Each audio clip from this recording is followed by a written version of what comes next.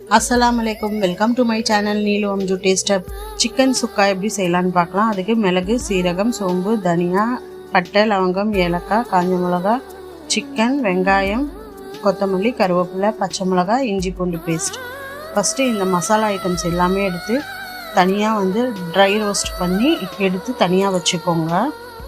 அதில் எண்ணெயே ஊற்றக்கூடாது அதுக்கு அப்புறமா கொஞ்சம் கருவேப்பிலை போட்டு அதுவும் ட்ரை ரோஸ்ட் பண்ணி எடுத்துக்கோங்க அப்புறமா ஆயில் ஊற்றுங்க ஆயில் சூடானதுக்கு அப்புறமா வெங்காயம் ஆட் பண்ணுங்கள் அதுக்கப்புறமா அதில் இஞ்சி பூண்டு பேஸ்ட் ஆட் பண்ணுங்கள் நல்லா வதக்குங்க கொஞ்சம் நல்லா கலர் சேஞ்ச் ஆனோன்னா சிக்கன் ஆட் பண்ணுங்கள் அதுக்கப்புறமா சிக்கன் கொஞ்சம் நல்லா வெந்து கலர் மாறினதுக்கப்புறமா மஞ்சள் பொடி போடணும் மஞ்சள் பொடி போட்டு நல்லா அதுக்கு மேலே உப்பு போட்டு நல்லா மிக்ஸ் பண்ணுங்கள் மிக்ஸ் பண்ணி அது நல்லா கொஞ்சம் வேக விடுங்க